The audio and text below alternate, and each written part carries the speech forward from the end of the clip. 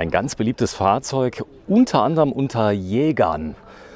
Der Suzuki Swift. Ja, es gibt dort die Informationen, es wird ihn nicht mehr so lange geben. Hier ist der Florian, ich grüße dich herzlich, du bist aus Hamburg. Richtig, ich bin aus Hamburg von der Offroad-Manufaktur. Ja, und hier haben wir mal tatsächlich einen Jäger Evergreen mitgebracht. Das ist dann der Suzuki Jimny, das aktuelle Modell, den wir dann auch gleich so ein bisschen Jagdperformance mit auf den Weg gegeben haben. Gepimpt so ein bisschen. Gepimpt, jawohl, jawohl. Auch bei diesem Auto muss man nicht allzu viel machen. Der ist vom Werk aus tatsächlich schon ein echter Geländewagen. Ein echter Geländewagen ist natürlich nur so gut wie die Reifen, auf denen er fährt. Demzufolge mussten wir da ein bisschen optimieren. BF Goodrich All-Terrain, ein Klassiker. Es ist so, der hat jetzt noch das Originalfahrwerk drinnen und da haben wir wieder das Thema so ein bisschen der Bodenfreiheit. Der hat jetzt ein Unterbodenschutzsystem bekommen, dass man dann auch mal über Baumstümpfe und was auch immer, Rocks etc. so ein bisschen rüberkommt. Das ist kein Spielzeug, was hier drunter gebaut wurde? Nein, das ist kein Spielzeug. Nein, da kann es auch mal richtig Alarm geben. Das hält das schon aus. Das ist okay. Toll. Also das macht ja auch Sinn. Also die Investition, die man jetzt macht, hat man später nicht, oder? Richtig. Ja, genau. So ist es. Fahrwerk, das heißt, ich komme also mit dem Fahrzeug, ihr habt es jetzt mal aufgebaut, der ist ziemlich verschränkt im Moment. Das macht ihm gar nichts, oder? Nee, dafür ist er gebaut. Ne? Dafür ist er gebaut. Man kann damit auch wunderbar durch die Großstadt zuckeln und einparken.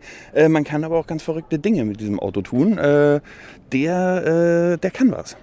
Genau, der ist sehr leicht. Also ganz viele fahren ja große SUVs und wundern sich, sie kommen im Wald überhaupt nicht rein. Und er ist nicht sehr lang. Das hat auch einen riesen Vorteil. Das heißt, der kommt dorthin, wo andere schon gar nicht mehr hinkommen, oder? Richtig, deswegen so beliebt bei den Jägern. Ne? Man kommt so ein bisschen zwischen den Bäumen einfach mal durch, direkt zum Wild.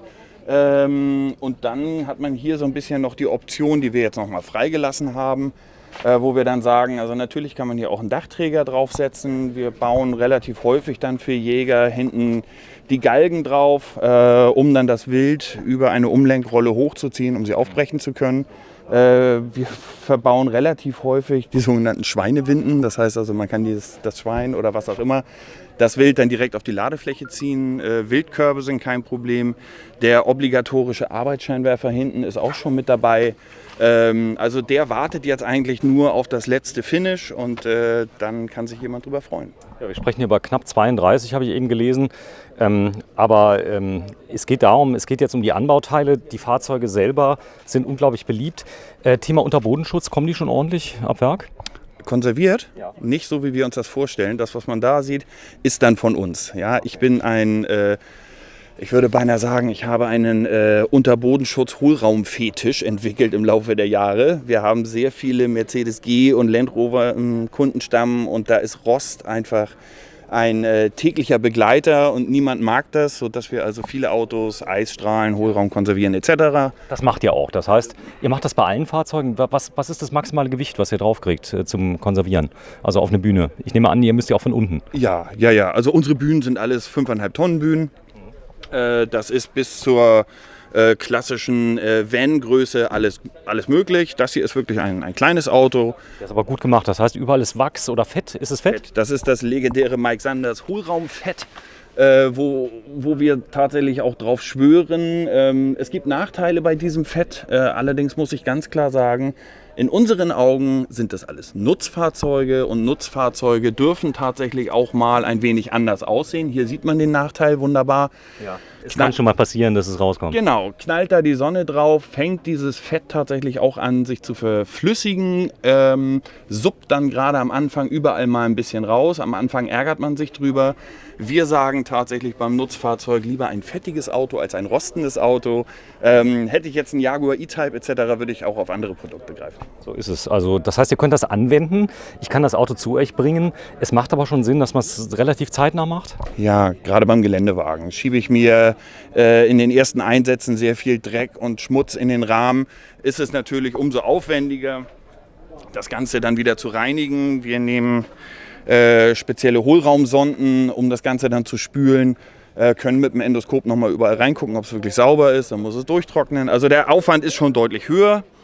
Die Autos sind baujahrbedingt eigentlich fast egal, muss man sagen, was die Konservierung angeht.